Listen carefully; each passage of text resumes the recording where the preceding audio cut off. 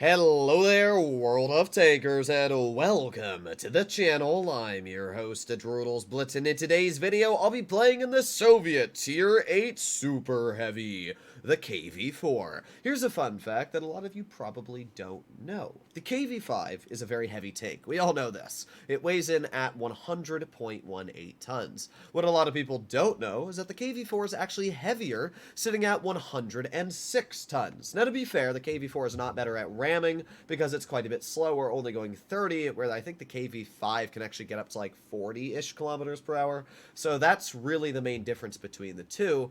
But the KV-4 is still a pretty interesting vehicle on its playstyle, armor profile, and just fun to play in general. So that's exactly why we're making a video on it for today. Now, let's first of all talk about the gun options. You've got two options that you should consider. Now, the main option, the ZIS-107, is really the only gun you should ever run on this tank. It's got really good pen, 240 on the standard, 303 on the premium. This is one of the best penetration tier 8s in the game. It's on the tech tree, and it's fantastic for grinding credits because you never need to really load premium. And even if you do, I mean, the chances of you bouncing are very, very low. The DPM is not great at 1900, but to be fair, this is a super heavy, so it makes sense. You're going to trade a lot of your gun for armor. So that's why it's actually crazy how good the gun is on this vehicle. Even its dispersion at .344 is not too bad at all. The gun I'm running is the 122. Now, if we compare these two guns, we can see that the 122 has 300 more damage per minute.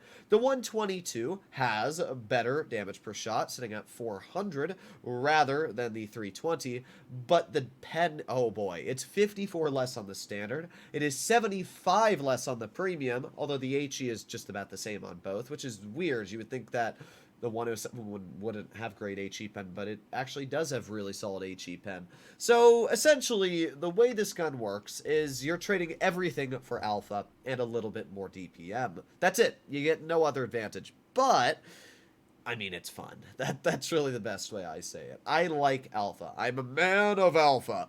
And it actually does give you some circumstances that are better than what the other gun would give you. For example, the KV-4's armor is not amazing, but it's good.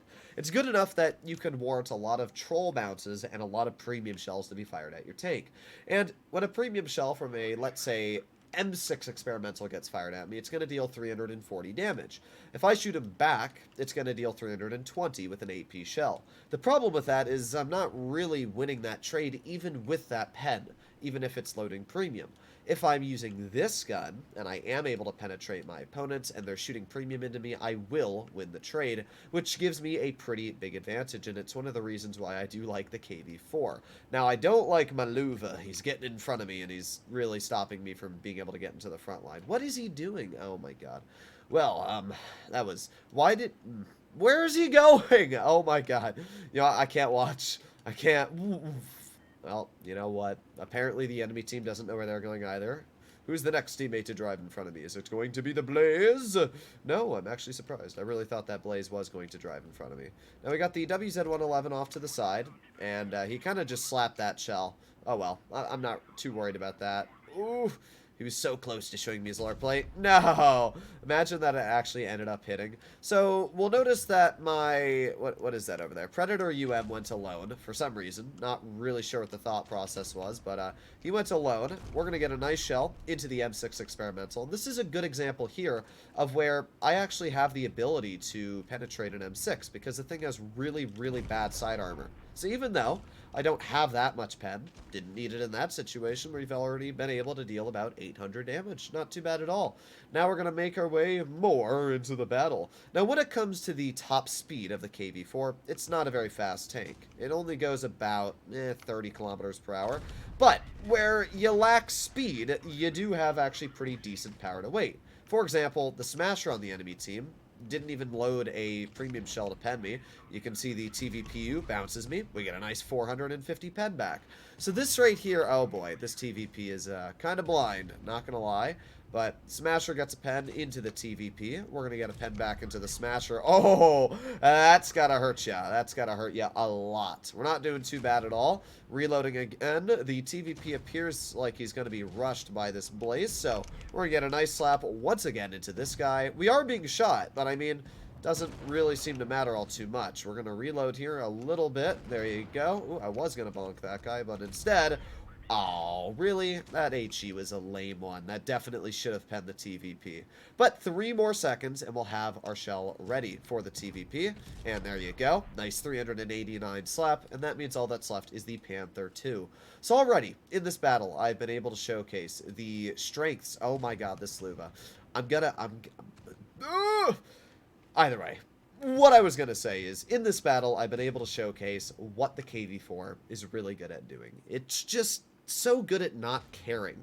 Now, me caring about my teammates blocking me and then being able to deal 500 damage to the person that I could have shot once because they blocked me, that's a little irritating, especially because that's the same guy that blocked me earlier when trying to get in the position. But it's fine. We still did, yeah, 3,200 damage. So it's not the end of the world. It's a little first rate. But we did good. We were able to showcase where the alpha of this tank is pretty solid, especially if you're running the gun like I am, and how the armor works. I mean, it's not the best armor out there, but it's really good armor. It's solid at side scraping. Its turret is really good, especially up against a matchup like this where they've got 3 tier 7 mediums. So I like that. I really like that about the KV4, and it allows it to kind of be a juggernaut in some battles. So let's see what we can do in this battle. Now, I'm not really liking this matchup all too much. Wargaming, the problem with the matchmaker is Wargaming. It's like this battle, I'm in a heavy, and I'm the only heavy on the team, but I'm in a super heavy. How does that make any sense? Why would you make a KV4 the only heavy in the entire team, forcing it to drive its 30 kilometers per hour to medium side? It's such a bad idea. And that gets me frustrated. I mean, I don't really care when my teammates block me at the end of the day. It's a win, whatever. But, like, there are so many games I've played mediums and lights where I get no mediums or lights on my team. And then I play a KV4 and I get 4 mobile tanks, which refuse to push 2. Interesting. Either way. Let's get a shell into the LIS. Ah, okay. That was also interesting, not gonna lie. But already this game is proving to showcase why it doesn't even make sense why I should be stuck into a battle like this. Essentially, I'm trying to chase mediums and lights in a tank that goes 30. I mean, it's stupid. It's really, really stupid. Ah, unfortunate. Unfortunate. Oh, yep, there you go. Got another tank on me here. I mean, we're fine. It's not like I have to worry too much because I got so much health. This guy is dead. There you go. The LIS is bouncing me. And this is where the KV4's armor is pretty dang solid, is in a situation like this, you don't really need to worry too much about being penned. But it is still kind of annoying, this matchup. Alright, so we're doing fine. I'm going to ignore this LIS. I might be able to kill him, but I'm not going to worry too much about him. Let's just back up, finish him off. There you go. Now we can turn our turret towards the T-28 prototype and make our way up this hill. Yes, look at the speed and power of the mighty KV4. Alright, bonk. Unfortunate. I don't even know where that shell went. And that shell, I don't even know where he penned me, actually. Maybe in the side of the turret? That doesn't make sense if he did, but I think that's where he ended up penning me. Alright, well, we got the T-28 Proto over here, and he pens me once again. But hey, we got a pen back into him. There you go. Not too bad. Now I'm just going to back on up. Now, this is kind of what the KV4 is really good at doing, is just being a distraction. It's not the best at everything, but it is a really solid distraction. So we've been able to distract pretty well this game. We're going to back up, and wow, I can't believe that guy actually snapped that. That was a pretty impressive shot, I'm not going to lie. We're going to win this game, so it doesn't matter all too much. It's still a pretty easy win, and this is kind of what you want to do in the KV4. When everybody shoots you, it looks like I'm playing like a poob, but I'm fine with everybody shooting me and killing me, because at the end of the day, that's the point of my take. The point of a KV4, the point of a Super Heavy, is to die for the team.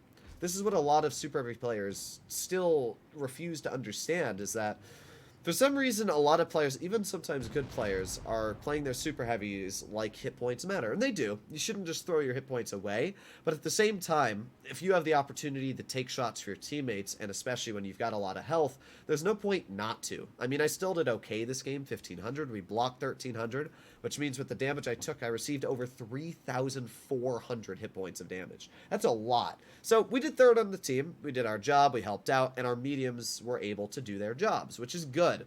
as I was complaining about earlier, it's a little stupid when Wargaming makes a super heavy have 4 mediums against it and on its team. Not only does it leave it in the back because it's not fast enough to push up there, but then as you saw, when I'm trying to make my way over towards the mediums, I miss 1 shell and they're gone. So that is a bit frustrating. It's not the end of the world, but I really wish Wargaming just made the matchmaker a lot better. They made like it always having 2 or 3 heavies, 2 mediums, and like maybe a light. You know, something that's more balanced. I don't know. Let me know in the comments down below what you think. But I'll see you in the next one. Bye bye.